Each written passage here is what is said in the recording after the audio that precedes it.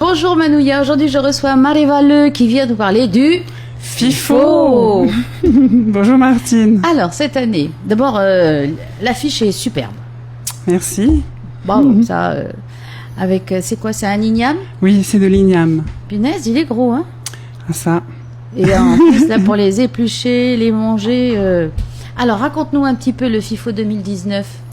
Eh bien, le FIFO commence le 2 février avec la nuit de la fiction, toujours en off du festival, donc c'est une soirée gratuite et ouverte à tous. Toujours à la Maison de la Culture, donc au Grand Théâtre. Au Grand Théâtre de la Maison de la Culture, et on remercie justement la Maison de la Culture qui nous accueille depuis le tout premier FIFO. Oui, ça fait c'est la 16e année, hein. C'est la 16e année, ça fait 16 ans que le FIFO existe. Et que la Maison de la Culture nous accueille, que nos partenaires nous suivent et que le public surtout répond présent. De plus en plus nombreux. De plus en plus nombreux, oui, effectivement. Alors cette année, il y a encore une belle brochette de courts-métrages, de longs-métrages. Oui, il y a de tout. Effectivement. Donc là, je parlais de la soirée de la nuit de la fiction, pardon, qui est une soirée de courts-métrages de fiction. On a une autre soirée spéciale qui présente des courts-métrages documentaires, et puis ensuite la sélection classique du festival qui est projetée durant toute la semaine, du mardi au dimanche. Oui, parce que le public le jury ne va pas chômer encore cette année. Et non, il va pas chômer. On leur a préparé une jolie petite sélection, et je pense que le choix va être difficile vraiment cette année. On a une très belle sélection encore une fois, et que les membres du jury auront du travail. Hein. Oui, en général, c'est difficile. Alors le président du jury cette année? Le président du jury est Karl Aderhold. Alors, on le connaît pas tellement ici, mais en réalité, il est l'auteur de la série documentaire Histoire d'une nation, qui a été diffusée par France 2, donc en fin d'année dernière. Et cette série documentaire raconte l'histoire de la France, 150 ans de l'histoire de la France, vue au travers du regard des immigrés qui ont construit la France d'aujourd'hui. Donc c'est vraiment un point de vue original et intéressant, et donc on est ravis qu'il participe, et enfin surtout qu'il accepte de présider le jury de cette année. Et donc c'est aussi très éclectique, hein, dans ce jury. Oui, bien sûr, comme chaque année. Oui. Bon, cette année, quand même, on a une majorité de professionnels de l'audiovisuel, spécialistes du documentaire. Sur les 7 membres qui constituent ce jury, il y en a 6 qui travaillent concrètement au quotidien dans l'industrie documentaire océanienne ou dans le monde. Et donc c'était une volonté qu'on avait depuis quelque temps, justement, d'avoir de présenter la sélection à un jury de connaisseurs du métier. Oui, parce que des fois c'est des coups de cœur qui étaient peut-être plus difficiles à juguler par rapport au côté professionnel ou technique. Il y a un peu de ça mais après même un coup de cœur est totalement légitime, hein, c'est pas interdit d'en avoir.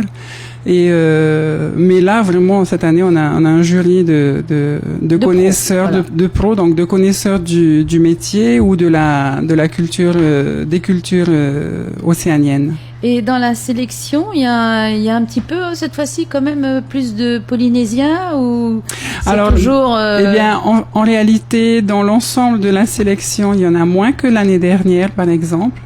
Cette année, on a 6 films locaux qui sont présentés en sélection. L'année dernière, on en avait un peu plus. Mais c'est dire, hein, la qualité des films qu'on reçoit. Cette année, on a reçu 170 films, 170 documentaires et 50 films de fiction. Donc au total, ça fait 220 films à voir. Et toi, tu les vois ou tu les découvres? Non, j'ai pas le temps de les visionner en même temps que on a des comités de sélection qui travaillent. Ils les voient tous et ils débattent entre eux. C'est réellement, le comité est réellement indépendant de l'organisation, donc c'est important que. Oui, c'est toujours les mêmes, ils ont l'habitude. Non, c'est pas toujours les mêmes. Enfin, cette année, on a, effectivement, ce sont les mêmes qui ont fait la sélection de documentaires. Mais voilà, ils sont pas membres à vie, hein. Si une année il y en a un qui préfère se reposer ou ne pas participer, ça serait totalement légitime et méritée en même temps parce que c'est pas. Mais je pense qu'on devient accro quand même. Pour oui, je pense aussi. Oui. Avec tout ce qui arrive de tous les côtés. Et alors, il y a des ateliers aussi. Alors, absolument. En marge, justement. Oui, en marge des projections, depuis le début du FIFO, on organise des ateliers d'initiation à l'audiovisuel qui sont ouverts au grand public. Ces ateliers sont gratuits. Cette année, on en propose 5. Donc, on a un atelier classique d'écriture de scénario animé par Cédélia Guirao. Un autre classique du FIFO, le montage vidéo.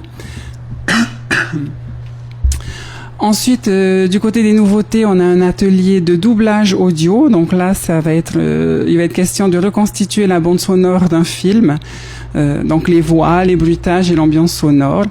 C'est un atelier qui promet de grands moments de rigolade aussi. Je m'en doute. On a un atelier d'animation 3D et un atelier de reportage télé.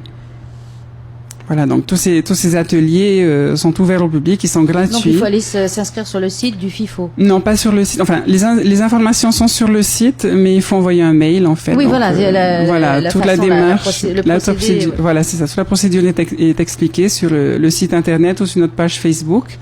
Je rappelle juste le site internet, c'est fifotahiti.com.